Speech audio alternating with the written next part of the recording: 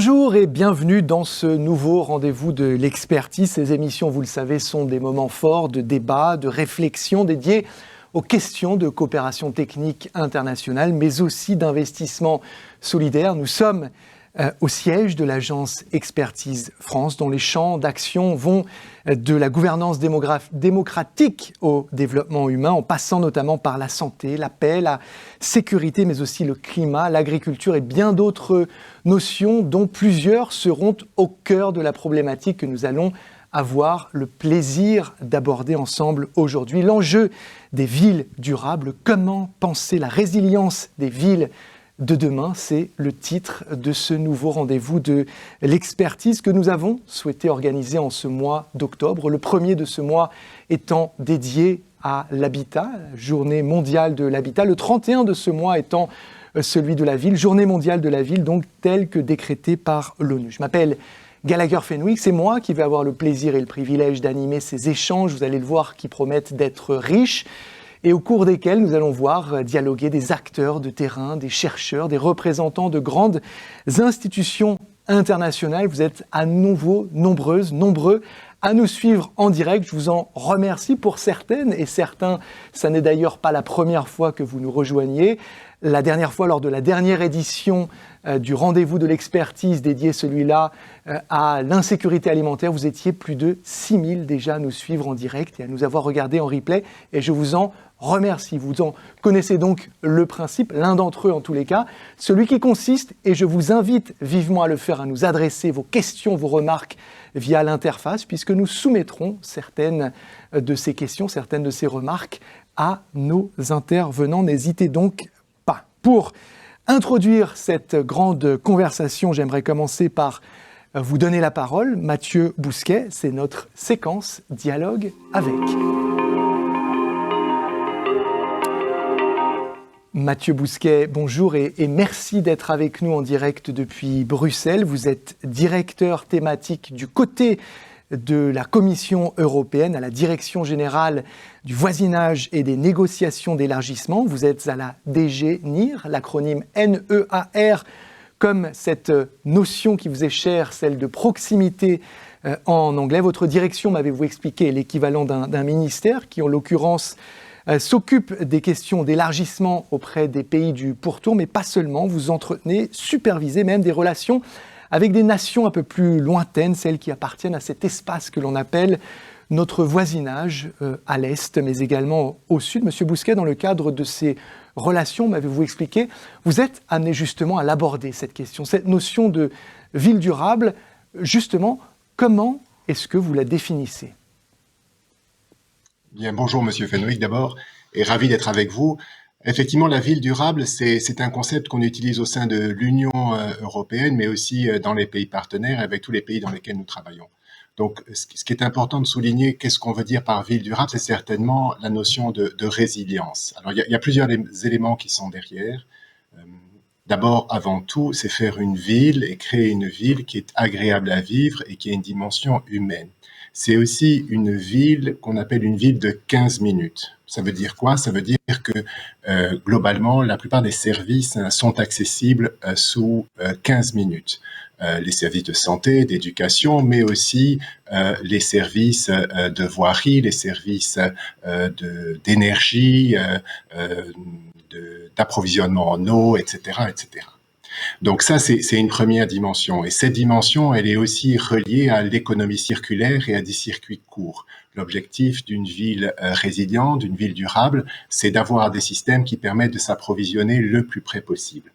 Enfin, c'est aussi une troisième dimension qui est la capacité de résister à des chocs climatiques. On a vu les effets du changement climatique et on le voit de plus en plus. Donc, être capable d'intégrer une dimension de résistance et de résilience aux futurs chocs, mais aussi d'intégrer des questions de migration. Vous savez qu'avec le changement climatique, on estime qu'il y aura 1 milliard de réfugiés d'ici 2050, de réfugiés climatiques. Et la plupart de ces réfugiés vont revenir vers des villes. Donc il est important dans le concept de ville durable, de ville résiliente, d'intégrer aussi cette dimension. Ça veut dire une capacité de planification aussi et de réfléchir une planification concertée pour faire, pour pouvoir répondre à ces grands défis de la ville de demain. Donc une capacité à résister, vous l'avez très bien expliqué, aux chocs, qu'ils soient d'ordre migratoire ou climatique. La notion sur laquelle vous insistez, c'est celle de ces circuits courts. Quand on a préparé cette émission et échangé, j'ai tout de suite remarqué que dans les dispositifs que vous mettez en place, il y a souvent un personnage central, et qui se trouve être l'élu local. Pourquoi faire reposer beaucoup des responsabilités dans le cadre du développement de la durabilité des ensembles urbains sur les épaules de ces édiles, de ces hommes et femmes élus locaux? Mais d'abord parce que c'est avant tout ce que demandent les citoyens. L'échelon administratif dans lequel le citoyen se reconnaît le plus, c'est la commune, c'est la mairie. Et donc le personnage du maire et du conseil municipal derrière lui est un personnage très important aussi en termes de redevabilité. On dit accountability en anglais. Et ça, c'est un élément très important. Alors nous avons créé une initiative qui s'appelle Maire pour la croissance économique. Et cette initiative, ce qui me paraît intéressant derrière, et j'en suis, j'avoue, assez fier, c'est de pouvoir fédérer autour du maire des projets avec une gouvernance. Vous parliez dans votre introduction de gouvernance démocratique, c'est très important, c'est-à-dire associer le secteur privé, associer le citoyen, la société civile et l'ensemble des parties prenantes pour réfléchir à qu'est-ce qu'on veut de la ville de demain. Donc une planification de la ville de demain, et le maire et la mairie doivent jouer un rôle central par rapport à ça. Ça veut dire, par exemple, réfléchir à des projets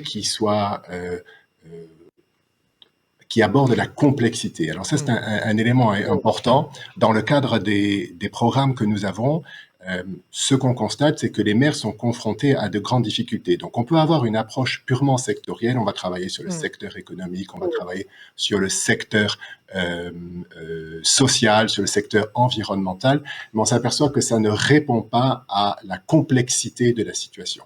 Donc, ce que nous avons souhaité mettre en œuvre avec cette approche, c'est une approche portefeuille de projet. C'est-à-dire qu'on va travailler dans différentes dimensions écologiques, sociales, environnementale, économique et aussi culturelle. Et ça me paraît un élément extrêmement important de concevoir comme ça la ville du futur. Une approche... Donc, pardon, je vous ai interrompu. Non, je vous relançais sur la nécessité de développer cette approche, allez-y, multisectorielle pour répondre à des réalités complexes. Hein, c'est bien ça? Absolument. Donc, approche multisectorielle, ça veut dire aussi concevoir avec une forme de gouvernance démocratique impliquant l'ensemble des citoyens, quelles sont les priorités. Et le maire étant tout à fait beaucoup plus proche des citoyens est plus à même de répondre et de pouvoir écouter et répondre à ces demandes. Donc, au niveau de l'Union européenne, on a, dans le cadre de ce programme, mis en place des fonds d'investissement qui permettent aussi aux maires, et sur la base de ces projets, de financer un certain nombre d'actions dans ces différents domaines. Alors, il nous reste 4 minutes ensemble. Monsieur Bousquet, je rappelle que vous êtes directeur thématique du côté de la Commission européenne à la Direction générale du voisinage et des négociations d'élargissement. Et justement, il y a un exemple que vous avez partagé avec moi qui concerne un pays qui précisément est candidat à l'adhésion, ou en tous les cas dont la candidature a récemment été retenue. C'est celui de la Moldavie. Et la raison pour laquelle les explications que vous m'avez donné ont retenu mon attention, c'est parce qu'on la ressent justement dans cet exemple précis, l'approche multisectorielle, puisque l'exemple de la Moldavie, dans ce que vous m'avez raconté, je crois, mêle à la fois la culture, le genre et d'autres secteurs. C'est bien ça? Tout à fait. Donc, quand j'avais visité la ville d'Ungeni, j'avais rencontré le maire et j'avais été frappé de voir qu'il y avait énormément de sculptures dans la ville. Et ces sculptures, je lui ai demandé, mais vous avez beaucoup d'artistes ici? Il a dit oui, et c'est très important de valoriser cela parce qu'il faut que les citoyens se sentent bien dans leur ville. Donc, la dimension culturelle et sociale est extrêmement importante.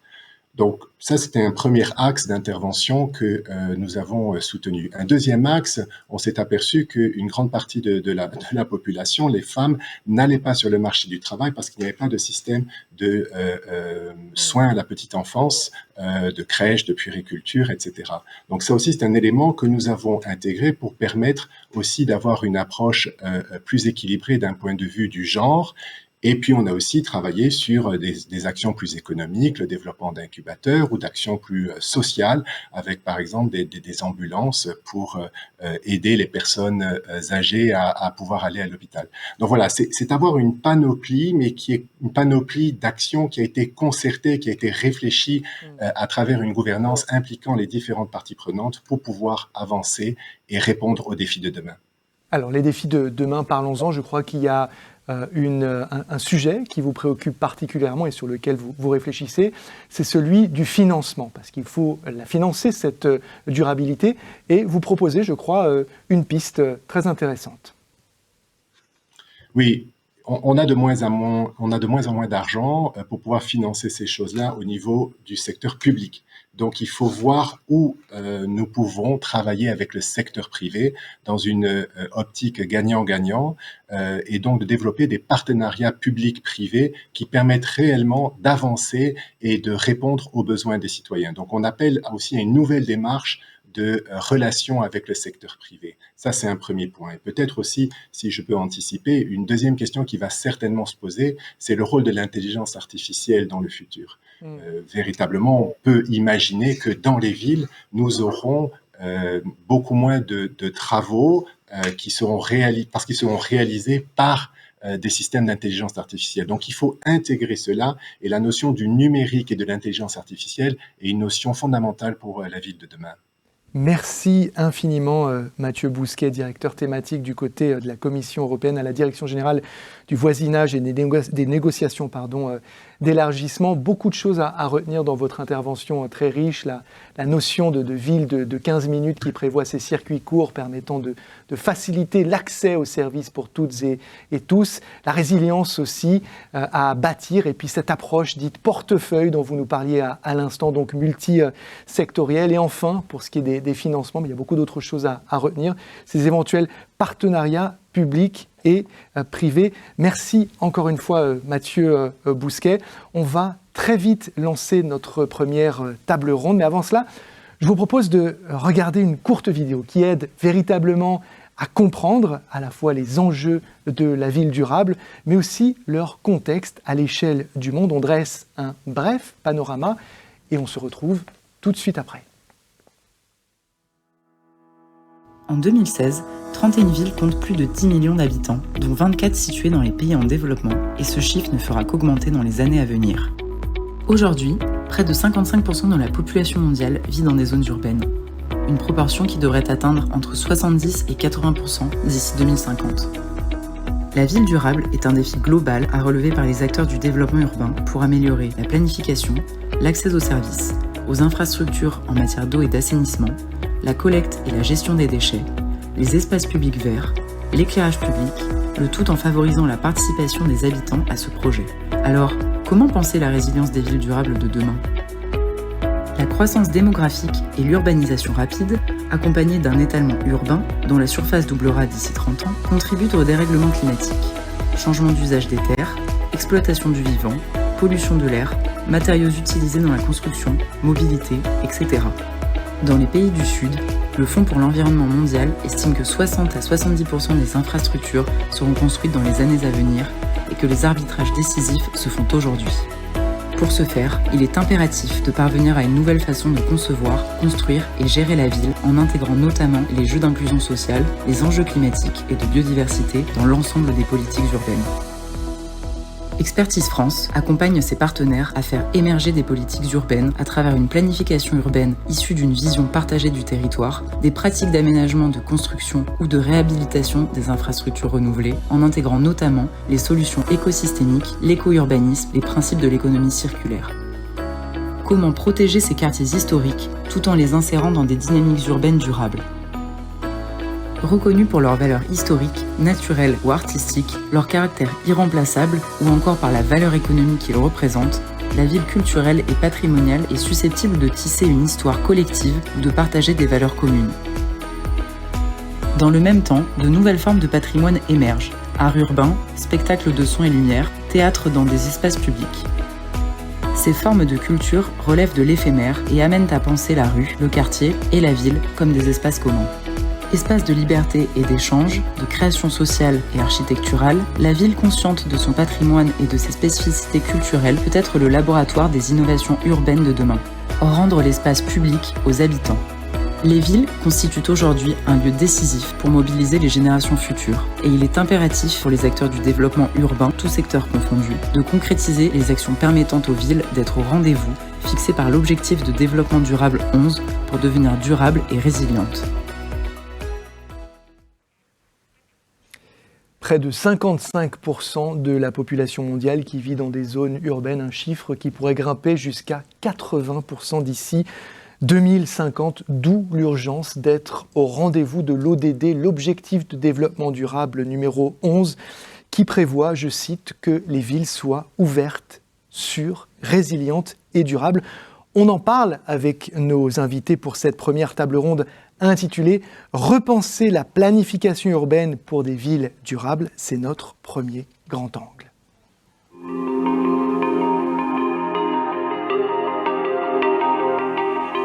Je vous rappelle que vous devez nous adresser certaines de vos questions et remarques que nous soumettrons à nos invités, peut-être à vous, Audrey Guiral-Napels. Bonjour. Bonjour. Vous êtes responsable adjointe de la division développement urbain, aménagement et logement de l'Agence française de développement qu'on va appeler l'AFD. Vous travaillez depuis 20 ans sur les questions de développement urbain et d'aménagement. Depuis 6 ans, d'ailleurs en charge des activités villes durables en Afrique, on va beaucoup en parler. L'AFD, je vous cite, c'est un financeur de projets, une banque de développement. L'objectif stratégique, c'est donc la ville durable. Et puis vous avez employé cette formule que j'aime beaucoup, donc je me permets de la reprendre. Vous amenez les fonds et ce sont vos partenaires qui font. Merci d'être avec nous. Monsieur Bois-Guillaume, bonjour. Bonjour. Vous êtes sous-directeur à la direction de l'action européenne et internationale au ministère de la Transition écologique et de la cohésion des territoires. Vous représentez également le ministère de la Transition énergétique. Je signale également le fait que vous ayez été directeur de projet Ville durable au sein de ces instances. Merci d'être avec nous, Monsieur Bois-Guillaume. Kobe Brandt, hello to you. You're joining us live. Kobe Brandt, merci. Vous nous rejoignez en direct de Johannesburg, la capitale financière de l'Afrique du Sud, la ville la plus ancienne du continent africain. Vous êtes secrétaire général de l'ICLE, le réseau mondial des municipalités agissant en faveur de la durabilité, et vous êtes directrice régionale pour l'Afrique et le monde. Du Centre pour la diversité des villes, ICLE. C'est le réseau le plus ancien de centaines de villes et des municipalités locales dédiées à la question de la durabilité. Merci de votre présence aujourd'hui. Dembélé, vous, c'est depuis Lomé, capitale du Togo, que vous vous joignez à nous, une ville qui mêle, je crois, tradition et modernité sur le golfe de Guinée officiellement. Et je pense que c'est important de le rappeler à toutes celles et ceux qui n'ont pas peut-être le bonheur de connaître cette belle ville. Environ 1,3 million d'habitants, corrigez-moi si je me trompe, ce qui donne une densité de population de 14 000 habitants au kilomètre carré. Ça donne un petit aperçu de certains des enjeux auxquels vous êtes confrontés. Au titre auquel nous vous recevons, qui est celui de directeur général de l'École africaine des métiers de l'architecture et de l'urbanisme. Cette école, je le précise et c'est important, elle a été fondée en 1976. C'est une institution, m'avez-vous expliqué, interétatique à laquelle participent 14 États d'Afrique de l'Ouest et centrale. Son objectif, m'avez-vous dit également, c'est de former des professionnels capables de maîtriser les défis de l'urbanisme galopant des villes africaines. Ça tombe bien, docteur Dembélé, on va beaucoup en parler de cet urbanisme galopant aujourd'hui. Quant à vous, Winnie Dogbache, monsieur le maire, merci infiniment à vous aussi d'être parmi nous aujourd'hui. C'est également depuis cette même magnifique ville de Lomé que vous vous joignez à nous, donc depuis le Togo. Je vous en remercie.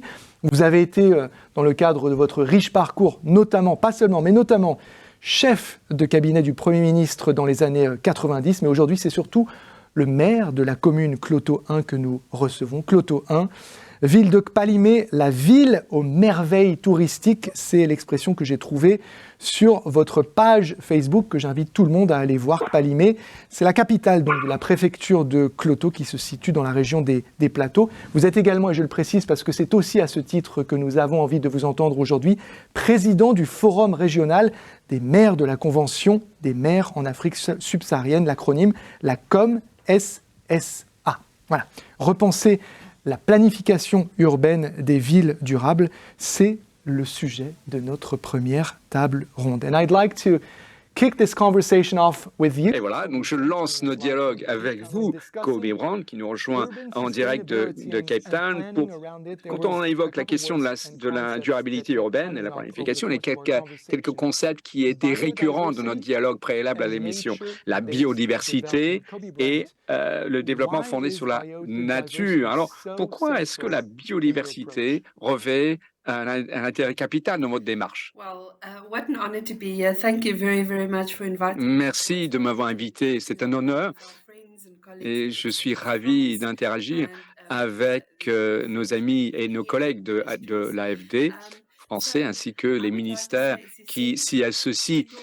Alors, je dis que c'est essentiel d'évoquer la question de la nature quand on songe à nos villes pour l'avenir et réfléchissez, plus de 250 000 personnes naissent ou se déplacent dans les endroits urbains. Ces nouvelles villes de Nairobi, tous les 16 jours, ou un nouvelle São Paulo toutes les 2 semaines. Donc, c'est des chiffres incroyables, hein, mais qui tendent à démontrer la croissance, l'amplification du phénomène, mais en même temps, cela revêt une occasion en or. Mieux planifier, façonner nos villes, créer des milieux urbains susceptibles de prospérer au bénéfice des gens, la nature et de la planète. C'est crucial pour des décennies. Nous travaillons avec nos régions, avec nos villes à travers le monde, que ces zones ou ces villes soient petites ou de taille moyenne, pour approfondir cette question de la connexité entre la nature et le climat. Comment la nature peut proposer des solutions s'agissant de la vulnérabilité climatique et la question de la résilience. Donc voilà, nous agissons au soutien de la planification, favorisant la résilience à travers, n'est-ce pas, en faisant reposer nos travail sur la nature. Nous ne pouvons pas remédier à la crise écologique ou n'importe quelle crise sans nous pencher sur ces questions et ce de façon holistique. Excusez-moi, je vous ai interrompu. Je voulais juste insister sur l'idée que vous développez ces chiffres incroyables, mais les occasions incroyables qui nécessitent l'intégration de la nature dans le développement urbain, n'est-ce pas? Effectivement, c'est exactement ça. Et nous avons pu observer pendant le Covid, notamment, et que quand nous étions privés de l'accès à la nature, nous étions confinés, n'est-ce pas, à domicile avec un accès limité à l'extérieur. Cela nous a fait défaut, hein? Cela nous a manqué. Et la sphère académique, la sphère scientifique se penche sur l'effet cumulé de cela, hein, ces effets qui ont pesé sur nous pendant les années du Covid. Nous avons besoin de la nature. Nous sommes partie intégrante à la nature. Nous sommes une espèce qui évolue dans le milieu naturel. Donc, nous ne pouvons pas exister en tant qu'humains si nous nous coupons de la nature. C'est très important pour nous, pour notre bien-être, pour notre bien-être culturel également. Merci, Kobe Brand, qui nous rejoint de Cape Town. Je me tourner vers vous parce que Kobe Brand, à l'instant, nous parle de la nécessité, l'impérieuse nécessité d'intégrer la nature dans la planification urbaine. C'est aussi un discours que vous tenez. En l'occurrence, vous avez un exemple très concret que vous pouvez partager avec nous, puisque votre ville est l'une des premières dans votre pays à avoir mis en place un plan climat, je crois. Vous m'avez parlé de 3 piliers dans ce cadre: l'adaptation, l'accès à l'énergie propre et l'atténuation. Et dans ce cadre, vous avez, je crois, élaboré ce que vous appelez des couloirs verts. Comment ça marche et à quoi ça sert, monsieur le maire? Merci beaucoup. Tout d'abord, je tiens à vous remercier de m'avoir donné la parole. Vous savez, je suis président de la Convention des maires pour le climat et l'énergie. Donc, je suis le porte-parole de ces villes africaines qui sont perdues, de ces villes qui souffrent donc des effets du changement climatique. Et par conséquent, Pluto ou Palimé, c'est l'une des villes vertes du Togo. Vous venez au Togo sans connaître Palimé, c'est que vous n'êtes pas arrivé donc au Togo. Au jour d'aujourd'hui, cette ville verte est donc secouée par les effets néfastes du changement climatique. C'est ça qui nous a donc amené, avec l'aide des partenaires comme Expertise France, des ONG comme Servida Dunedon et puis autres, à mettre en place notre plan climat. Donc, ce plan a été donc validé en février dernier et donc qui se repose donc sur 3 paliers. Qui est donc d'abord, il ressort que les 3 secteurs les plus émetteurs sont l'énergie stationnaire et les principaux risques climatiques sont la conjugaison d'épisodes de sécheresse et de pluies régulières, les vents violents, les inondations et les feux de végétation. Et les secteurs les plus vulnérables sont également l'agriculture et la déforestation. Vous savez, le Palimé ou la région de Pluto, c'est une grande région agricole et qui souffre beaucoup. C'est une grande région agricole de café-cacao, des productions vivrières également, et une grande région fruitière qui est secouée par les effets néfastes du changement climatique. Vous m'entendez ? Très bien, vous nous parlez de la verdification qui aide à construire de la résilience, de la résistance face à certains chocs climatiques type inondation. Je crois que c'est ce dont vous étiez en train de nous parler. On vous entend parfaitement, monsieur le maire.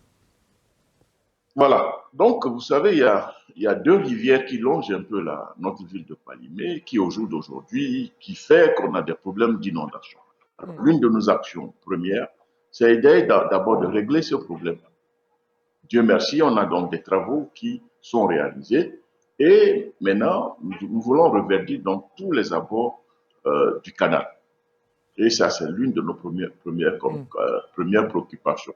Donc, d'aménager et de revertir les baies du canal pour s'adapter donc au changement climatique et permettre une amélioration durable des cadres de vie de nos populations de la commune. On va rapidement revenir vers vous, monsieur le maire, mais je me tourne vers vous, Audrey Guéral-Napel, parce qu'on a une question très intéressante d'un internaute et qui revient assez souvent. Je rappelle que vous êtes à l'AFD, l'Agence française de développement. Je ne sais pas si vous avez une réponse, il ne s'agit pas de vous prendre de court. On parle des villes et on ne parle pas de villages ou d'espaces ruraux. Pourquoi séparer ces 2 territoires et pourquoi pas de complémentarité, nous demande Mohamed Haman, qui est architecte.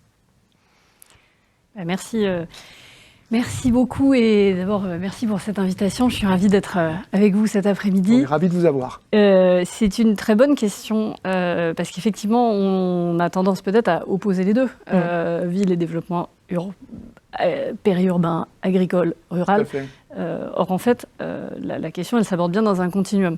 Vous l'avez rappelé, ça a été dit dans le film introductif, si on parle des villes du continent africain, on est face à un choc, ce qu'on peut appeler un choc de croissance démographique. Kobe Bryant donnait des exemples très concrets. Les exemples tous les 16 jours, une nouvelle Nairobi, tous les 40 jours, une nouvelle Sao Paulo ou dans l'autre sens. Exactement. La projection globale, c'est qu'en 20 ans, on va doubler le nombre d'habitants des villes. C'est unique, ça s'est passé nulle part ailleurs dans le monde. En Europe, ça a pris au moins un siècle. Et cette croissance, elle n'arrive pas que dans les métropoles. On a tous en tête l'image des grandes mégalopoles, type Lagos, type la mégalopole sur toute la zone sud du golfe de Guinée. Elle arrive aussi dans les villes intermédiaires. Elle arrive dans les villes de taille moyenne. Et là, elle arrive dans un contexte où les pouvoirs publics et les niveaux d'investissement sont très faibles et ont été beaucoup plus faibles que dans les capitales. Et où l'enjeu dans ces villes intermédiaires va être effectivement de travailler avec toute la région autour, avec leur hinterland, d'en faire des pôles économiques qui sont en capacité à la fois d'apporter des services aux habitants de la ville, mais aussi aux habitants de la région, et de valoriser les ressources économiques du territoire. Voilà, c'est ce que je peux dire un peu en un mot sur ce sujet du lien avec la zone, avec les zones rurales. Monsieur Bois-Guillaume, je crois que vous souhaitiez réagir ou peut-être apporter un complément. Oui, tout à fait. Le gouvernement français... Je rappelle qu'on se pose la question de pourquoi cette séparation entre des espaces ruraux et des espaces urbains. Tout à fait. C'est une des préoccupations du gouvernement depuis quelques années déjà. Et 2 programmes spécifiques ont été lancés. D'une part, vers les villes moyennes, qui s'appelle Action Cœur de Ville, qui vise à redonner à ces villes qui perdent souvent de l'attractivité économique, humaine, sociale, vraiment de nouvelles modalités de planification de quartiers qui redonnent de la vie à ces petites villes. Et puis un programme spécifiquement dédié vers les territoires ruraux et les villages qui s'appelle Petites Villes de demain, avec là également une aide d'investissement de l'État, de ses partenaires, notamment la Caisse des dépôts, pour aider à financer des investissements et remettre de la vie et de l'activité dans ces villes. Des thématiques que vous connaissez bien, puisque je le rappelle, vous êtes à la sous-direction de l'aménagement... vous êtes sous-directeur à la direction de l'aménagement, entre autres, du territoire, n'est-ce pas ? Alors, j'ai été directeur de projet Ville Durable, donc chargé de faire la promotion de ces outils dans les coopérations internationales. Merci pour ces précisions, elles sont importantes. Docteur Dembélé, j'espère pouvoir me tourner vers vous à présent. On ne vous a pas encore entendu. Je rappelle que vous êtes directeur de l'École africaine des métiers de l'architecture et de l'urbanisme. Peut-être que vous avez aussi un propos sur cette la nature peut-être un peu artificielle de cette séparation que l'on fait entre des espaces ruraux et urbains. Mais j'aimerais aussi vous entendre sur une autre notion que vous avez abordée avec moi en préparant cet échange, c'est celle du tourisme. Vous avez eu cette très belle formule, je vous cite, « Le tourisme permet au peuple de se connaître et au monde extérieur de venir le voir ». Donc, est-ce que vous pouvez nous expliquer en quoi le tourisme peut participer à la ville durable, docteur Dembélé? Merci pour l'occasion. Effectivement, comme vient d'être introduit, je suis le directeur général de l'École africaine des métiers de l'architecture et de l'urbanisme, l'EAMO, qui a été créée depuis 1975 au lieu de 1976. Actuellement, nous avançons vers la 48e année de cette école, dont l'objectif était de créer, de former des professionnels capables de maîtriser l'urbanisation galopante des villes africaines. Aujourd'hui, on peut dire que cette idée est plus que salutaire, parce que vous venez de le dire, la question des villes durables se trouve au centre des débats. Et nous, comment nous comprenons dans notre enseignement, nous pensons très bien que les villes durables doivent effectivement se poser sur une planification et à travers effectivement l'effort ou bien le rôle des planificateurs, le rôle des architectes, des urbanistes. Sur le développement, à travers les politiques, c'est encore des recherches et développement des villes, et l'environnement, ça c'est la dimension de la planification environnementale, et la culture. Revenir sur la culture, et beaucoup de spécialistes sont aujourd'hui sont tombés d'accord que l'utilisation de la culture comme instrument pour atteindre les objectifs sociaux et économiques plus larges n'est nulle part plus évidente que dans les villes. C'est dans ce contexte, effectivement, que je reviens par rapport à votre question. Et les villes, nous parlons beaucoup des villes, mais actuellement, nous les plaçons dans les contextes culturels. Et les villes africaines, je pense que c'est ça qui est le contexte qui fait que qu'est-ce que nous pouvons faire maintenant ou bien qu'est-ce que la culture peut donner aux villes. Et c'est là, effectivement, c'est pour booster le développement des villes à travers des projets de revitalisation, des projets qui sont basés sur la culture, tout en créant des quartiers tels que des quartiers artistiques et aussi des quartiers gastronomiques déjà. Ce sont des pratiques qui existent déjà dans beaucoup de pays et qu'on dit généralement dans la coupole des villes créatives. Ouais. Donc, dans ça, le tourisme joue un rôle très important parce que cela permet effectivement de lire un peu le patrimoine des peuples et essayer de le vivre pour la compréhension d'abord et aussi inviter le monde entier pour permettre à venir vous le développement local. Ouais. Voilà, merci. Merci, docteur. Merci, docteur Dembélé. Merci surtout d'aborder cette notion clé de culture. et de patrimoine qui vont d'ailleurs être au cœur de la deuxième table ronde tout à l'heure. Kobe Brandt, I'd like to turn to you because we have a really interesting question. Alors, je me tourne vers vous, Kobe Brandt, parce qu'il y a une question qui nous vient de l'extérieur. Comment mobiliser les jeunes pour qu'ils s'intéressent à la planification urbaine et à la création? Yes, Kobe. Alors, c'est à mon adresse? Effectivement. Voilà. Vous nous rejoignez de Cape Town. Il y a un téléspectateur qui nous a posé une question à travers l'interface. Et voilà, voici la question. Comment mobiliser les jeunes pour qu'ils s'investissent, pour qu'ils étudient l'aménagement du territoire, la planification urbaine? Effectivement, c'est une question pour nous tous. Hein. Merci d'avoir évoqué cette question. Aujourd'hui, on parle de solutions intergénérationnelles. Les villes, c'est à la croisée de jeunes, de moins jeunes, pour prendre des décisions pour la ville de demain. Donc, on ne peut pas prendre des décisions dans nos conseils d'administration selon des modalités anciennes pour planifier des villes comme nous l'avons fait jadis. C'est très important en Afrique, cette question. Et il y a une tendance qui s'amplifie, cette question de l'informalité. Il y a des jeunes entrepreneurs qui commencent à percer. Et ce que nous faisons au sein de notre société, c'est de sécuriser des réseaux qui peuvent les promouvoir comme ambassadeurs, avec une influence émanant des médias sociaux, de manière à ce qu'ils aient voix au chapitre. Mais en même temps, je dois dire que nous sommes en but à une communauté vieillissante. Les gens vivent plus longtemps. Dès lors, il faut envisager une ville qui subvienne aux besoins des jeunes et la génération qui commence à naître dans cet arrière-plan d'une société vieillissante. Donc, quand on envisage la ville en 15 minutes, il faut penser pour les jeunes et les moins jeunes. Pour attirer les jeunes, chaque municipalité, chaque gouvernement national doit avoir un programme permettant aux jeunes d'évoluer dans ces espaces et travailler côte à côte avec nous. Un bon nombre de nos programmes portent l'accent sur les jeunes. OK, très bien, je vous entends. Quand on a discuté, et c'est vrai qu'on a tendance parfois à l'oublier, quand on pense à cette notion de ville durable, on se projette dans l'ailleurs, mais elle est valable et très présente ici même en France sur un chantier d'une actualité brûlante que vous connaissez très bien, à savoir celui du village olympique, et que vous avez associé durant la conversation que nous avons eue ensemble, à cette notion d'éco-quartier. C'est quoi et pourquoi ? Alors, le village olympique, effectivement, il a été voulu et pensé pas comme la ville durable de 2024, mais comme la ville durable de 2030 ou de 2050. Donc avec des technologies innovantes qui permettent d'anticiper les évolutions que l'on aura dans la législation les prochaines années et dans la nécessité de mettre à œuvre la décarbonation de nos économies. Donc c'est une ville qui a été réfléchie pour être résiliente au changement climatique, pour intégrer les questions de biodiversité, on l'a bien vu tout à l'heure avec vos intervenants, pour être efficace thermiquement et dépenser moins d'énergie, et surtout pour être également en lien avec l'économie circulaire. Quelques exemples très concrets.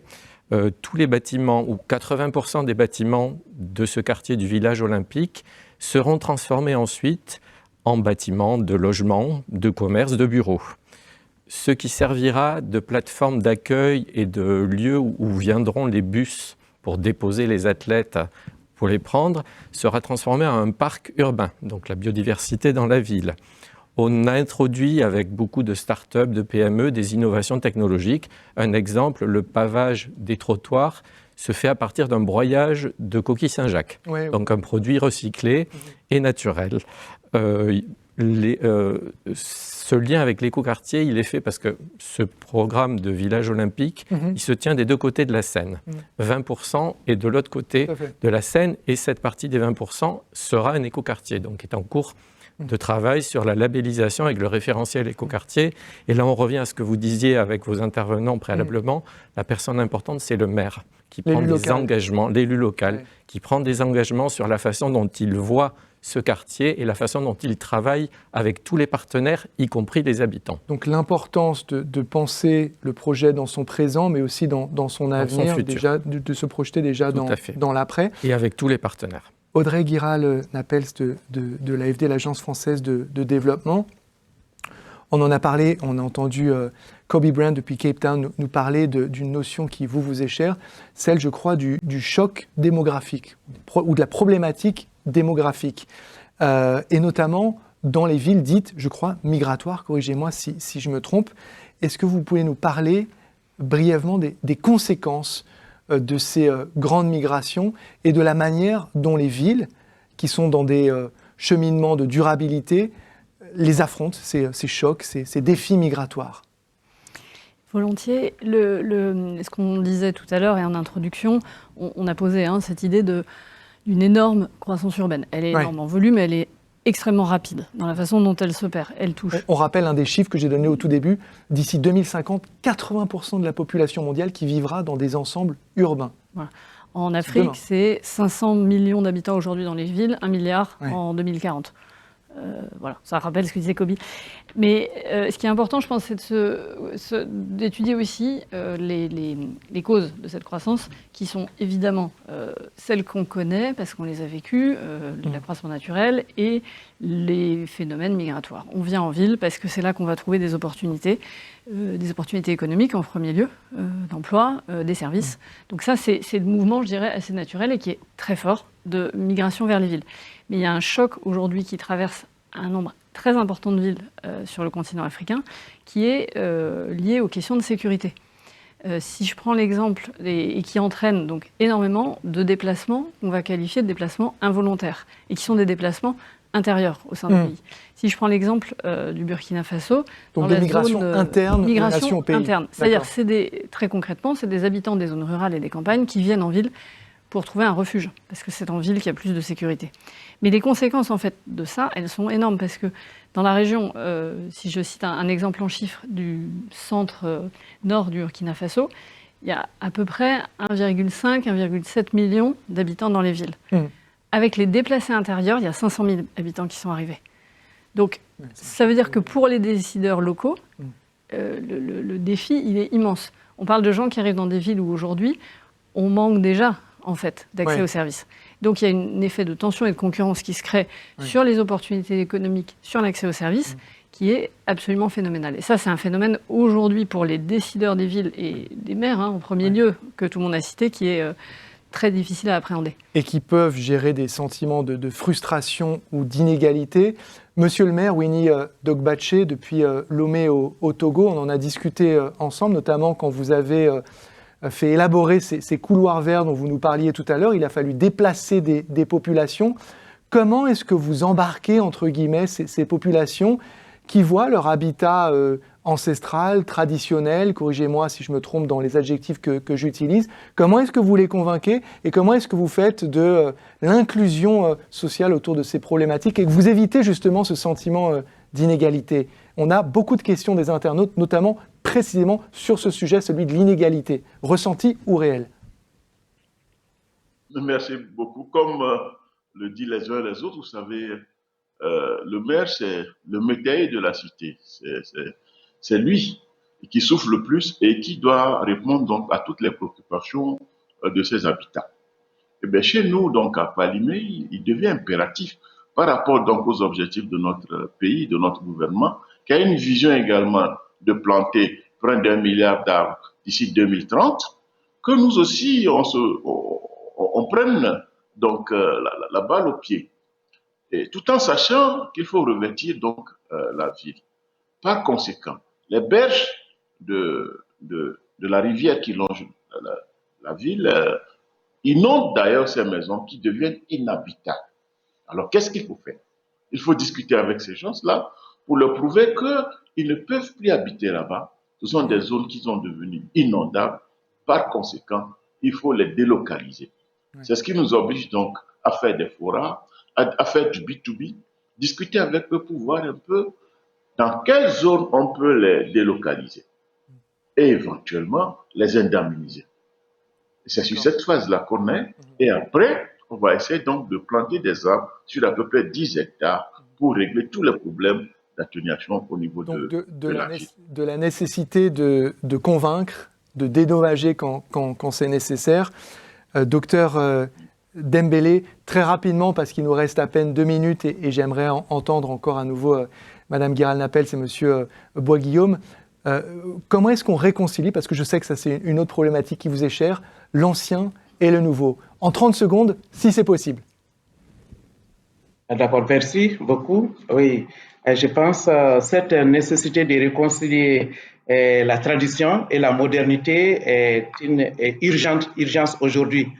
Parce qu'effectivement, tous les problèmes dont nous citons actuellement trouvent leur source dans ces conflits entre tradition et modernisation. Parce qu'aujourd'hui, les villes, cela va même de la nature des villes. Les villes, comme vient de le dire tantôt quelqu'un, les gens viennent en ville, c'est pour avoir la prospérité. Donc ça, c'est les raisons classiques de déplacement. Maintenant, il y a d'autres raisons qui s'ajoutent, telles que l'insécurité. Et ce qui est très important maintenant dans cette option, c'est de créer des conditions pour que les gens puissent créer la richesse, que ce soit au sein de la ville, et même un lien entre la ville et les campagnes peut s'établir. Donc, c'est ce que je disais tantôt, que nous formons des professionnels, des architectes et des urbanistes travaillent dans ce schéma. Et de l'autre côté, un aspect très important, c'est le politique. Donc, il faut des politiques, effectivement, qui tiennent en compte cette notion de tradition et de modernité pour que les gens, qu'ils soient en ville ou en campagne, puissent se sentir, puissent vivre sans penser qu'ils soient étrangers. Bien Donc, sûr, voilà un peu l'inclusion. Merci infiniment, Dr Dembélé. Désolé de vous presser, le temps nous est compté et il y a encore 2 exemples que j'aimerais qu'on aborde. Peut-être qu'on n'aura pas le temps. Monsieur Bois-Guillaume, il y a un exemple qui est visuel et on va le voir, on va le donner à voir à celles et ceux qui nous regardent, parce que la France, elle a un savoir-faire qui inspire et qui fait qu'elle exporte justement ce savoir-faire parfois jusqu'à Taïwan. Vous nous avez donné à voir des images qui sont très très belles. Il s'agit d'un ancien, je crois, chemin ferroviaire reconverti, on le voit à l'écran, en piste cyclable, piétonnisée. À quoi ça sert? Comment ça marche? Et qu'est-ce qu'il y a de durable là-dedans? En 30 secondes. Alors, ce projet proposé par le cabinet d'architecture Michel et Miquel est issu du Grand Prix de l'AFEX. AFEX, c'est une association, c'est Architectes Français à l'Export, qui récompense des prix, des projets menés par des cabinets français en collaboration avec des cabinets d'architecture et d'urbanistes étrangers.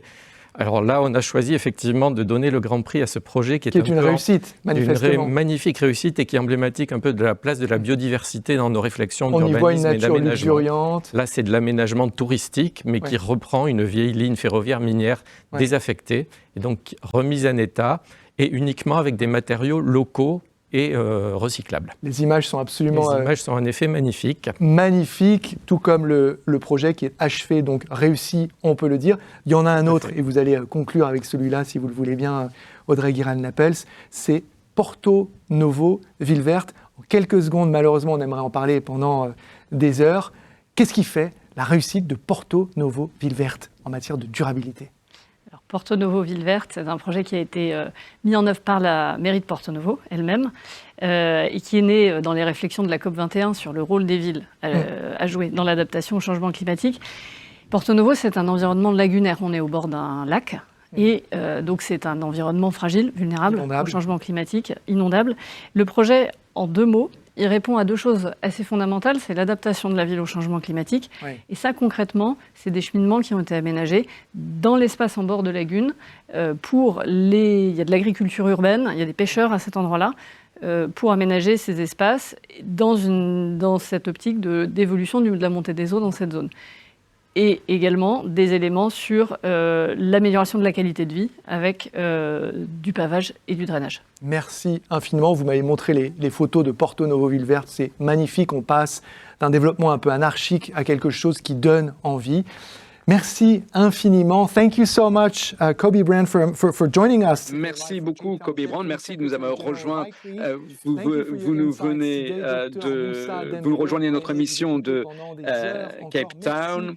infiniment de vous être joint à nous, directeur de l'École africaine des métiers de l'architecture et de l'urbanisme. Merci aussi à vous, Winnie Dogbache, avec là aussi des projets de verdissement en cours ou achevés et qui sont réussis. On peut les voir d'ailleurs sur la page Facebook de votre ville, maire de Kloto 1 au Togo. Merci encore à vous aussi, Hervé Bois-Guillaume, sous-directeur de la stratégie des partenariats et des affaires générales au ministère de la Transition écologique et de la cohésion des territoires. Merci d'avoir pris le temps d'échanger avec nous ce jour. Et enfin, merci aussi à vous tous de rester avec nous. N'allez nulle part, restez bien là parce qu'on va tout de suite regarder une petite vidéo avant d'accueillir nos invités de la deuxième table ronde. Je vous emmène en Haïti, dans la commune des Cayes plus précisément.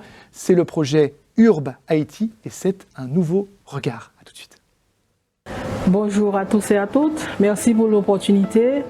Je suis Marie-Michel Sylvie Rameau, mairesse des Cayes.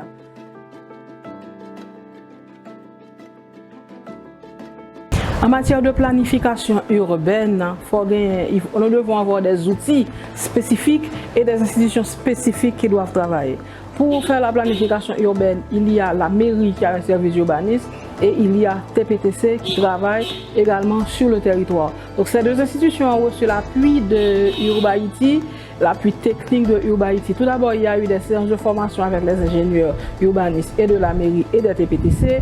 Il y a eu des évaluations sur terrain, mais il y a également la préparation des outils de planification.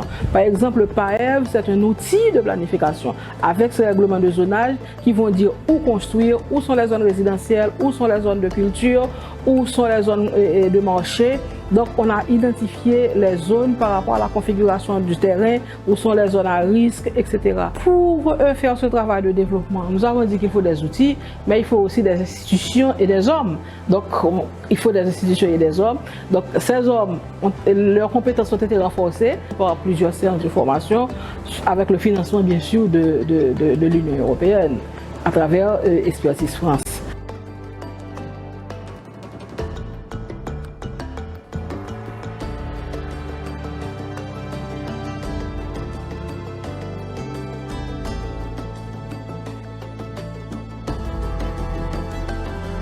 Le rôle des fresques, c'est d'aider à sensibiliser la population. Donc, à chaque jour qu'on passe, on voit le message, on se l'approprie et on agit en conséquence.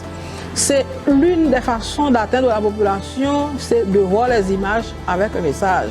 Donc, il y a un travail de sensibilisation qui peut être fait et les artistes peuvent vraiment contribuer à aider à atterrir ce travail d'urbanisation dans ce domaine. Soit dans les chansons, soit dans les arts, les peintures, tout ce qui peut exprimer vraiment ce que la population souhaite, quel est le devenir de cette zone, le devenir de la zone.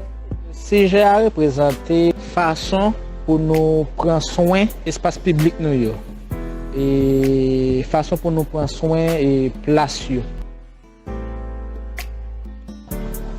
Le message m'a envoyé pour tout le monde, pour tout haïtien et concernant place, concernant l'espace public.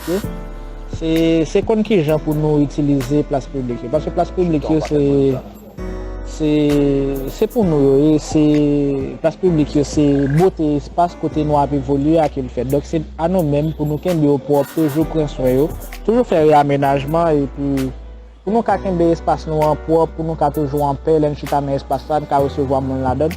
Donc c'est même ça que nous capoter. Le travail qui est difficile, mais nous motiver pour nous faire, pour nous finir aussitôt que possible. Mais pour moi, c'est un bel travail. C'est l'élever figure zone. Pour moi, même travail, c'est un bel travail. Comme si moi, pour belle, je vois. Ça veut dire de démontrer comme si Haïti, comme c'est toujours à développer, et jeunes tout, gain talent. L'objectif qui visé par ce programme NEPAC, donc on veut voir vraiment que ces villes deviennent plus résistantes aux chocs naturels. Le cadre de fonctionnement est mieux établi, les investissements sont mieux assurés, les mairies ont une meilleure autonomie et de fonctionnement pour vraiment assurer que nos villes soient un lieu de vie et vraiment de réduire tous les problèmes et les enjeux cruciaux que font actuellement face ces différentes villes. L'une des composantes qui est extrêmement importante pour le programme Urba Haïti, c'est la participation citoyenne.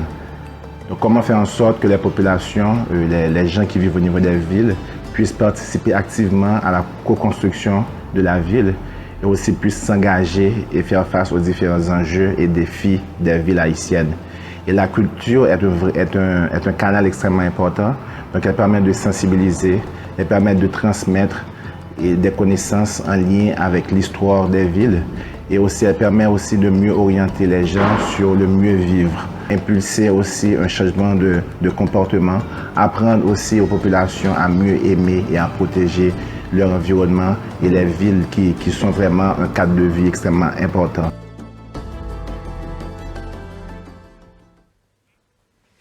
La culture comme outil du mieux vivre. La culture, décidément, il en est beaucoup question et il va en être question pendant cette deuxième table ronde. Ville créative, culture et patrimoine, levier de développement économique et social, c'est notre deuxième grand angle.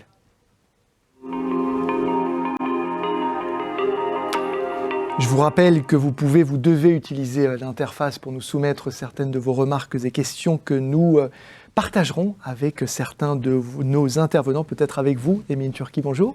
Bonjour. Vous êtes architecte de formation, vous avez intégré le projet Tunis Wijhetuna, Tunisie notre destination en français, pardon pour la mauvaise prononciation, il y a 4 ans. En tant qu'opérateur de mise en œuvre, vous êtes donc responsable technique sur le projet Patrimoine 3000, qui est absolument magnifique. J'invite tout le monde à aller le chercher, le regarder sur Internet. Projet Patrimoine 3000, vraiment très beau, et on en verra certaines déclinaisons à l'écran. Merci infiniment, Emin Turki, de prendre un peu de temps pour voyager et venir passer ce temps avec nous aujourd'hui. On reste avec vous autour des rives de la Méditerranée, en quelque sorte, Monsieur Jean-François Chounier, puisque vous avez dirigé le MUCEM de 2014 à 2022. Le MUCEM, évidemment, c'est le musée des civilisations de l'Europe et de la Méditerranée. Mais actuellement, vous menez une mission d'expertise pour Expertise France. Vous faites cela au Bénin, le pays voisin du Togo qu'on avait tout à l'heure, donc en Afrique de l'Ouest, où vous travaillez sur le musée d'Abomey, le musée, je cite, des rois et des Amazones du Dahomey, du nom de cet ancien royaume entre les 17e et 20e siècles, donc sur ce territoire, la ville d'Abomey, qui bien évidemment en était l'ancienne capitale de ce royaume. Merci infiniment, Monsieur Chounier, d'être avec nous aujourd'hui. On reste au Bénin avec vous, Monsieur Daguezo. Bonjour. Oui, bonjour, monsieur. Je suis très heureux de vous être parmi vous. Merci, Monsieur Daguezo. Vous êtes président, je cite, du collectif des artisans d'Abomey et délégué de la Chambre des métiers du département du Zou. Sur place, vous mobilisez, vous sélectionnez les artisans que vous formez parfois. Vous êtes le point focal de ce chantier dont vous allez nous parler. On est là sur de la restauration véritablement traditionnelle. Merci infiniment d'être avec nous, Monsieur Daguezo. Et enfin, vous, Fanny Kertan, c'est depuis Ho Chi Minh Ville, anciennement Saigon, jusqu'en 1975 que vous vous adressez à nous. Cette ville, d'ailleurs, Ho Chi Minh Ville, je crois, est la plus peuplée et le poumon économique du pays depuis lequel vous vous joignez à nous, à savoir le Vietnam. Vous êtes docteur en géographie. On va avoir besoin de cette expertise, experte justement sur les questions de développement urbain et d'économie circulaire. Ça fait 20 ans d'ailleurs que vous travaillez dans ce pays, le Vietnam. Merci encore une fois, merci infiniment d'être avec vous, Madame Kertan. Et si je peux me permettre, j'aimerais justement commencer avec vous parce qu'il y a parfois 2 notions que l'on oppose. Celle du patrimoine, de la préservation patrimoniale et celle du développement économique. Or, vous allez peut-être nous expliquer qu'elles peuvent parfaitement coexister, ces 2 notions. Oui, tout d'abord, je voudrais vous remercier de m'avoir invité pour partager cette expérience et les dynamiques actuelles à Ho Chi Minh Ville, où la question de la planification urbaine, qui intègre justement la dimension patrimoniale, forcément fait face à de nombreux défis que vous avez évoqués lors de la première table ronde, avec une croissance démographique, une croissance économique extrêmement rapide. Donc Ho Chi Minh Ville, effectivement, est une ville très attractive et qui est soumise à une pression immobilière et foncière très forte, qui s'est fait au détriment du patrimoine et notamment du patrimoine bâti. Donc on a eu les premières années de développement ou de redéveloppement de la ville après les années de guerre, qui ont été une véritable menace pour le patrimoine et notamment le patrimoine bâti. Aujourd'hui, dans une vision plus stratégique, où la ville, la culture, l'identité urbaine est revalorisée, après une recherche de modèles plus occidentaux, on va dire, et de villes modernes. Aujourd'hui, les pouvoirs publics et l'ensemble des partenaires essayent de concilier à la fois le développement économique et la préservation, j'allais dire, du patrimoine ou des patrimoines. Et c'est ce qui nous fait évoquer une plus grande diversité aussi des formes patrimoniales et pas uniquement le patrimoine bâti. Aujourd'hui, le développement touristique, l'attractivité économique, les investissements étrangers qui affluent dans le poumon économique du Vietnam font que la ville se doit d'être attractive pour ses habitants, pour ses investisseurs, mais aussi pour ses touristes.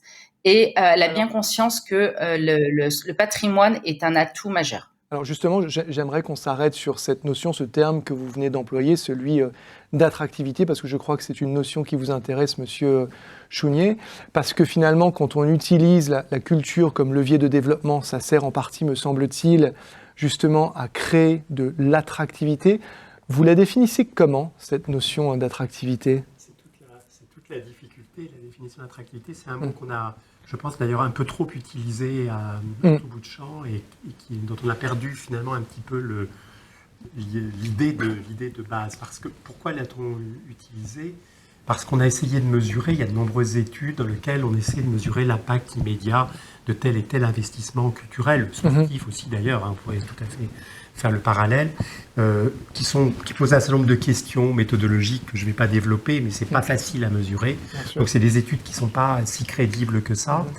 Et on a perdu peut-être de vue avec ces études immédiates qui en gros disent un projet culturel est rentable parce qu'il a des touristes. Je simplifie à l'extrême, mais c'est la tendance qui a été faite.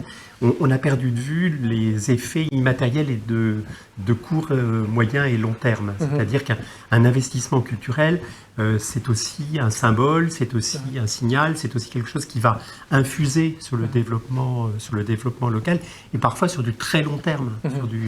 Moi, je me souviens quand j'enseignais l'économie à certains étudiants français, je disais que les pyramides d'Égypte étaient probablement un investissement extrêmement rentable et que probablement le ministère des Finances égyptien avait dû être contre quand il avait dû dire pourquoi vous en faites 3, une seule suffirait largement. Il y a 8000 ans. Et donc la question de l'attractivité, elle suppose qu'on accepte une réflexion qui est une réflexion de moyen et long terme et que l'on n'essaie pas de se focaliser sur l'effet qu'on trouve très souvent dans la littérature économique, c'est-à-dire on a investi 100 et on va récupérer 500, ce qui d'ailleurs n'est pas forcément faux, mais c'est pas aussi simple que ça. Et surtout, je pense que ça obscurcit les autres paramètres de l'attractivité, qui sont le développement urbain, qui sont les images de court et moyen terme.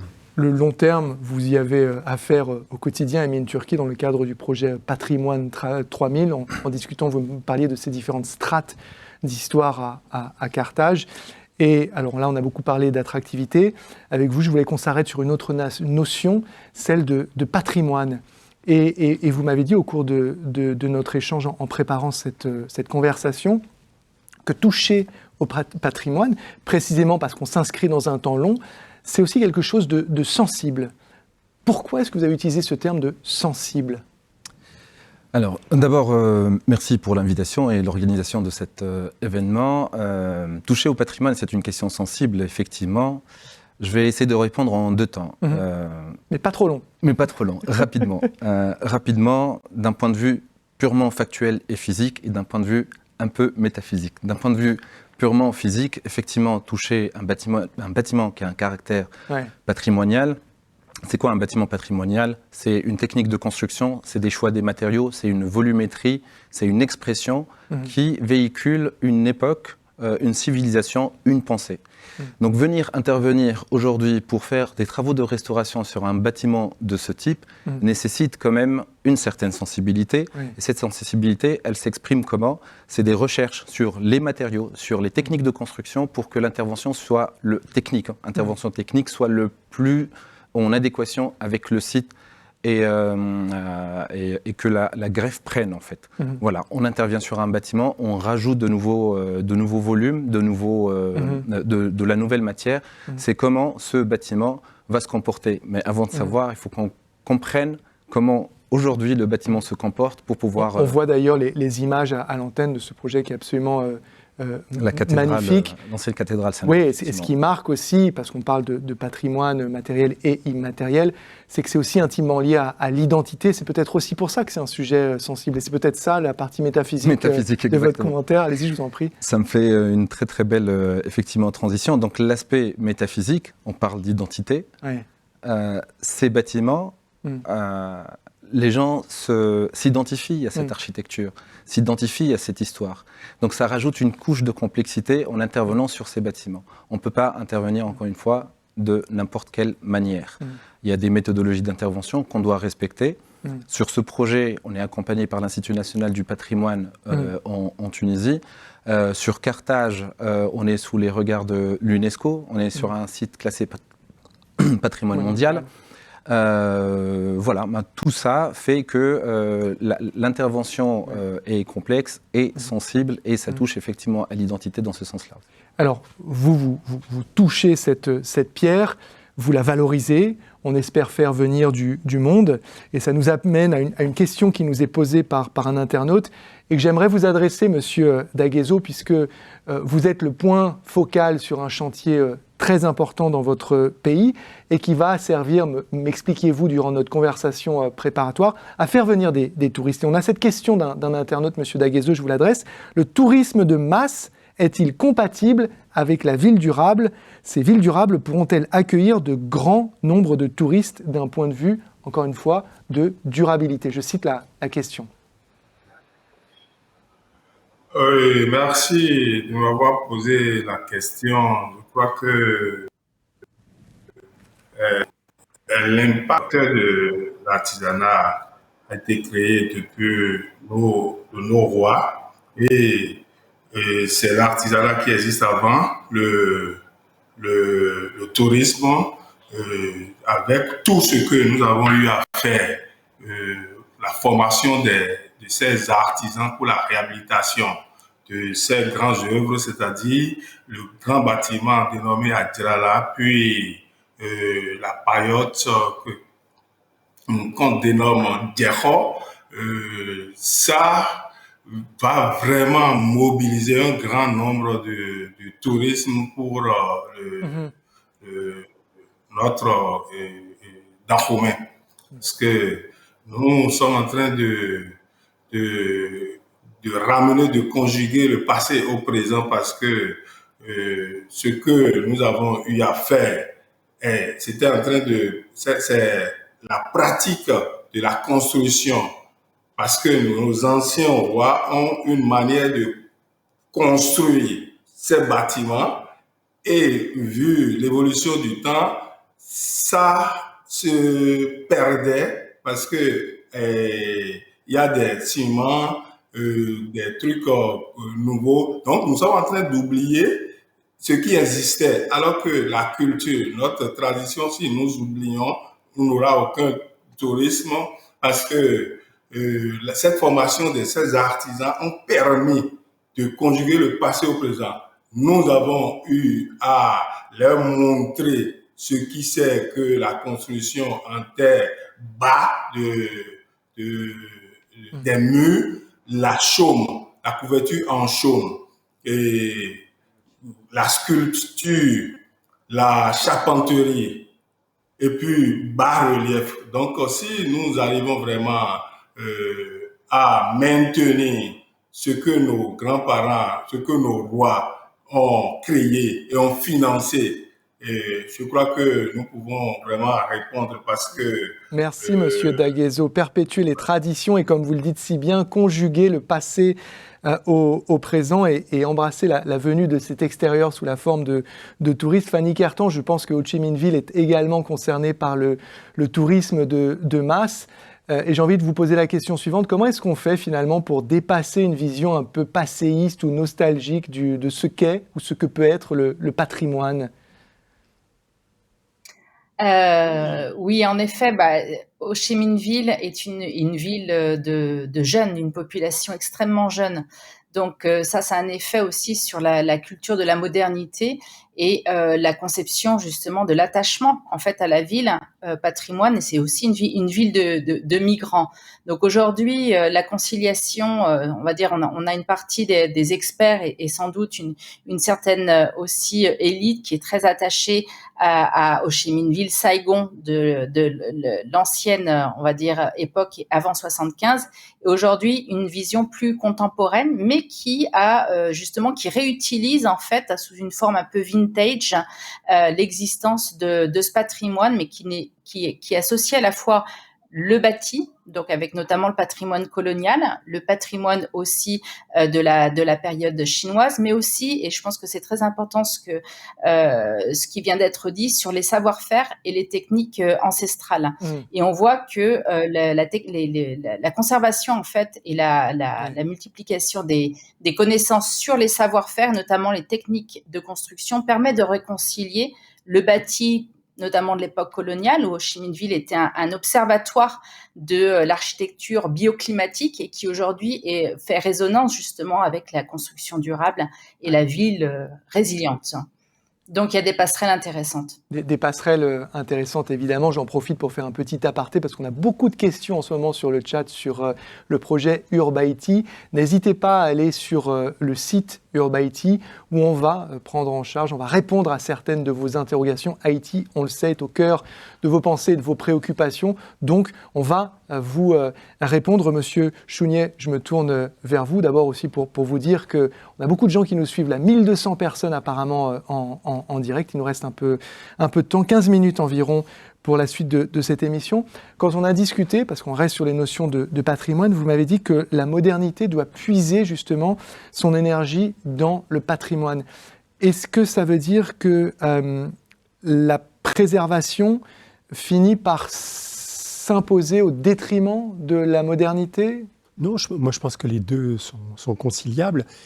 Si vous observez d'ailleurs depuis une vingtaine d'années ou 30 ans les lieux culturels qui ont marqué l'architecture, vous apercevez que très souvent ils concilient préservation d'un bâtiment avec un élément contemporain, la pyramide du Louvre par exemple, que plus personne ne conteste, mais aussi les musées de Berlin qui ont également fait beaucoup d'avancées. Le Mucem à Marseille mélange le bâtiment de Rudy Ricciotti contemporain avec une passerelle qu'il ramène au Fort Saint-Jean. Donc il y a cette dialectique entre le contemporain et le patrimoine qui, je crois, est un ingrédient de réussite. Mais quand on s'est positionné comme vous, notamment sur le Mucem, au cœur de cette dialectique, il y a quand même un risque immense à entretenir un chantier qui peut jurer par rapport au paysage. Comment est-ce que vous le gérez, ce risque ? Je pense que les bons projets sont ceux qui ont une grosse prise de risque. De l'audace, les projets anodins tournent assez facilement au pastiche ou voire pire encore, voire quelque chose qui serait complètement contradictoire justement avec ce que les grands penseurs de la réflexion sur le patrimoine, avec la charte d'Athènes et autres qu'on n'a pas le temps de développer, ont essayé de développer, qui n'était pas une vision justement rikiki, si je puis dire, passéiste de la gestion du patrimoine. Émine Turki, tout à l'heure on entendait en introduction Monsieur Bousquet de la Dégénir qui parlait d'une approche portefeuille, donc plurisectorielle, et vous avez utilisé le terme d'approche pluridisciplinaire. Pourquoi est-ce que l'approche de préservation du patrimoine doit être justement pluridisciplinaire ? Et quelle discipline ? Et quelle discipline, effectivement. Effectivement, si on aborde la question de la préservation du patrimoine d'un point de vue purement architectural, la question n'est pas complète. La réponse ne sera pas complète. En revanche, si on part du constat qu'il y a sur le territoire, je parle pour le cas de la Tunisie, un certain nombre de bâtiments à intérêt historique, aujourd'hui, il est difficile de trouver des financements pour les restaurer. Donc l'idée, c'est quoi? D'un côté, on ne peut pas les restaurer, et de l'autre, ces bâtiments représentent un caractère et un intérêt historique. Le projet sur lequel on travaille en Tunisie, donc sur le projet patrimoine 3000, donc on a créé une convention très rapidement avec l'instance générale du partenariat public-privé, l'Institut national du patrimoine et le ministère des domaines de l'État. Pourquoi? Pour créer un dispositif pour ouvrir ces bâtiments à caractère historique aux investisseurs. Mais attention, là, justement, il y a un cadrage très très important à faire, ouvrir à l'exploitation privée, mais dans quelle mesure? L'idée, c'est tout le cadre de notre travail, c'est trouver le juste milieu entre un bâtiment restauré dans les règles de l'art, ça c'est hyper important, et un cadre d'intervention et d'exploitation qui permet à l'exploitant justement de créer de la richesse, de créer de l'emploi et de générer justement de l'activité. C'est dans ce sens-là où c'est pluridisciplinaire. Ça veut dire que ça fait entre autres appel à des compétences d'architecture du patrimoine. Ça fait aussi appel à des juristes justement pour tout ce qui est contractualisation. On est sur des contrats à long terme. On est sur de la maintenance aussi, des projets de maintenance qui durent un peu dans le temps. Il y a tout un cadrage aussi administratif. Parce que, quelque part, on va confier ce bâtiment, on revient sur l'histoire de l'identité, qui est un bien public, à un investisseur privé. Mais effectivement, il y a un certain nombre de conditions sur lesquelles il faut qu'on se mette d'accord pour pouvoir confier ce bâtiment à un exploitant privé. Donc du juridique, du technique, de l'administratif, une capacité à faire travailler le public et le privé. Monsieur Chounier, vous vouliez réagir? Je dirais que ça peut même aller au-delà. Ce n'est pas le cas de tous les projets, mais par exemple, Monsieur Guézot tout à l'heure faisait allusion à la reconstitution de la filière chaume sur le projet de... Tout à fait, avec la formation, la perpétuation de la tradition artisanale. Je pense qu'il y a aussi une notion de patrimoine partagé, et je pense que c'est quelque chose... De savoir-faire. Qui s'est développé ces dernières années, qui n'est pas forcément adapté à tous les projets, dans tous les pays, dans toutes les circonstances, mais qui est une piste sur laquelle il y a eu des avancées assez intéressantes ces dernières années. Fanny Kerton, je voulais vous faire réagir à une formule, elle est d'Emin Turki, qui me disait en préparant cette émission, pour préserver un bâtiment, il faut lui trouver une fonction. Ça s'applique à Ho Chi Minh Ville, où vous êtes, ça? Oui, alors effectivement sur un certain nombre de bâtiments emblématiques, et notamment tout ce qui est le patrimoine religieux, tout ce qui est le patrimoine aussi les hôpitaux, donc les grands bâtiments notamment de l'époque coloniale, on a le tribunal par exemple, on a cette fonction qui perdure et qui permet justement de préserver et d'avoir une identité forte, qui est plutôt consensuelle, on va dire. La question, elle est effectivement beaucoup plus complexe pour les propriétés de type privé, où souvent, justement, on a une mutation de l'usage qui pose un certain nombre de problèmes en termes de réaménagement pour se conformer aussi aux réglementations. Donc, on a deux types, le patrimoine, on va dire, public, où la fonction, elle est préservée, et les bâtiments privés qui, aujourd'hui, observent justement de nombreuses mutations et qui, aussi, sont source d'inspiration et de créativité.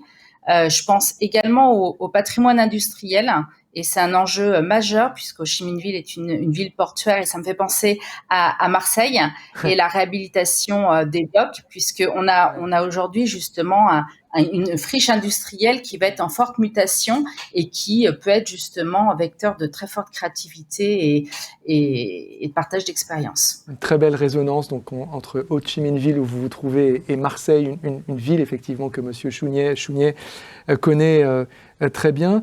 Monsieur Daguezo, puisqu'on parlait de vous à l'instant, pourquoi selon vous est-ce important, comme vous nous y invitez si souvent, de revenir à la tradition? Exactement. Et au savoir-faire ancestraux. Aucun pays dans ce monde ne peut laisser sa tradition pour évoluer.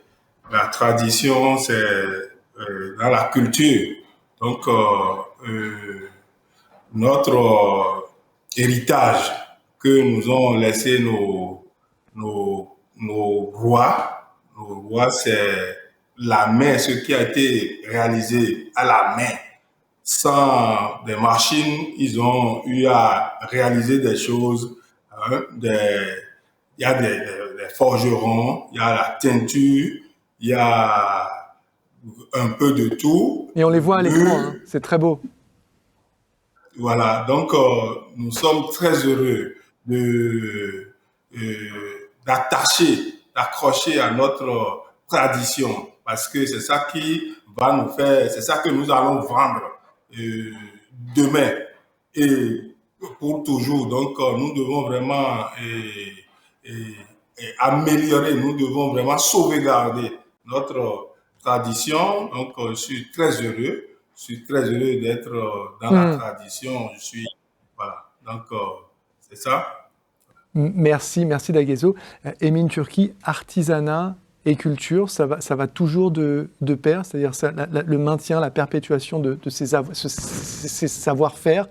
Vous vous en servez sur le projet Patrimoine 3000, vous y prêtez attention, et pourquoi ?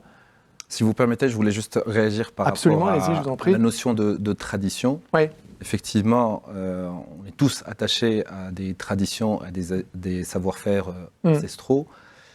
Le risque, la limite de ça, en tout cas personnellement, je trouve la limite de cet exercice, c'est de figer justement cette tradition dans une parenthèse temporaire, en fait.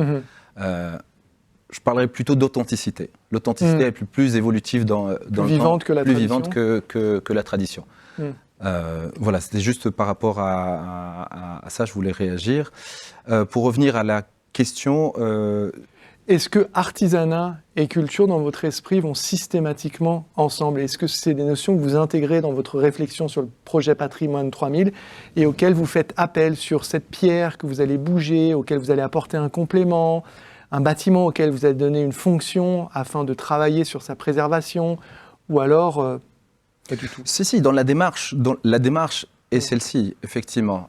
On est amené à faire appel à un savoir-faire, à des artisans justement pour les travaux de restauration. La problématique ici, en tout cas pour le cas de la Tunisie, on est sur un problème d'offre et de demande en fait. Il n'y a pas assez de bâtiments pour former des artisans. Si on forme, il n'y a pas assez de marché. En fait, c'est cet équilibre. Et peut-être à travers justement le projet qu'on développe, à travers ces projets, pas pilotes, mais projets référence, on va dire, peut-être justement ça peut relancer cette dynamique et ce marché de l'artisanat et du savoir-faire en fait. On conclut avec vous, Monsieur Chounier, si vous le voulez bien, puisqu'on est en train de parler de culture. Un pays qui perd sa culture, c'est un pays qui perd sa valeur ou de la valeur?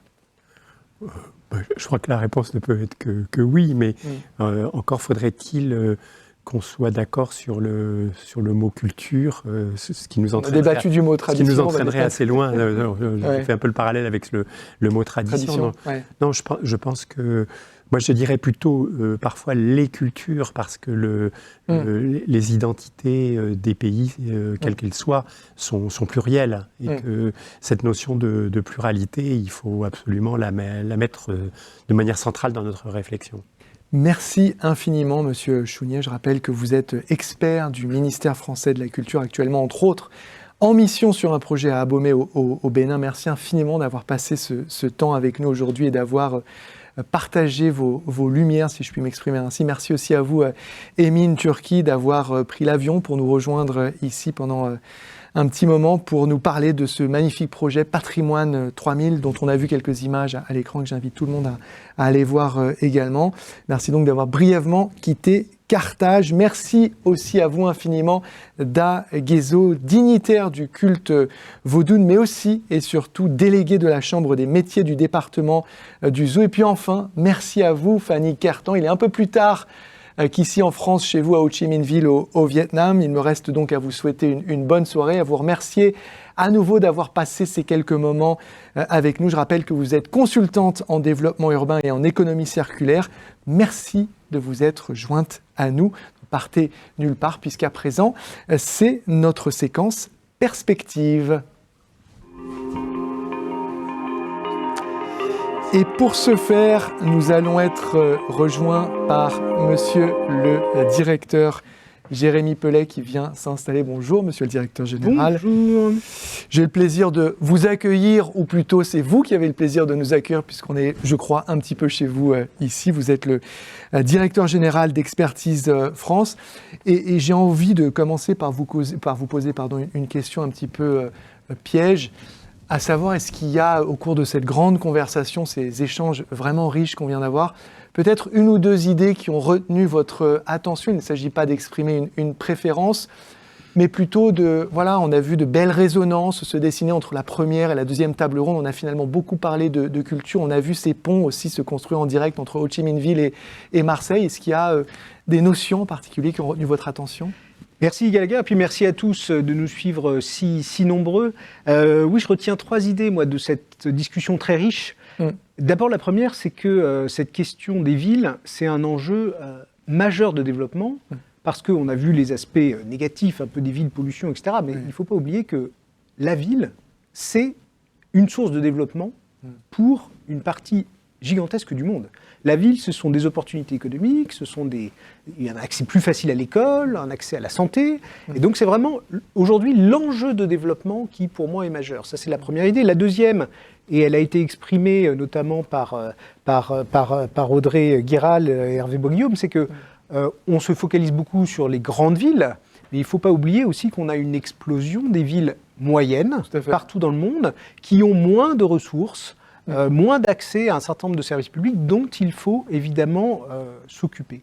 Et puis la troisième idée forte, je trouve, qui ressort de toute cette discussion, c'est qu'au fond, le sujet de ville durable, qui est un sujet éminemment politique, c'est un sujet d'aménagement et de politique publique de la ville dans tous les pays du monde, avec une création qui doit se planifier sur la mise en place des services publics, sur les opportunités économiques, on vient de parler d'artisanat, sur la valorisation du territoire, le tourisme, le patrimoine, ça c'était l'enjeu de la deuxième table ronde, du sport, etc. Et donc tout cela appelle des politiques publiques structurées pour faire vivre et évoluer durablement cette ville. Vous avez déjà commencé en partie à répondre à la deuxième et dernière question que je voulais vous poser. Pourquoi est-ce que Expertise France choisit de prendre cette notion de ville durable à bras-le-corps et de la mettre ainsi en lumière? Pourquoi est-ce que c'est si crucial pour Expertise France? C'est crucial parce que c'est vraiment au cœur de beaucoup de sujets de développement. C'est d'ailleurs au cœur aussi de notre activité. Pour nous, c'est une quarantaine de projets, à peu près 340 millions d'euros d'activité.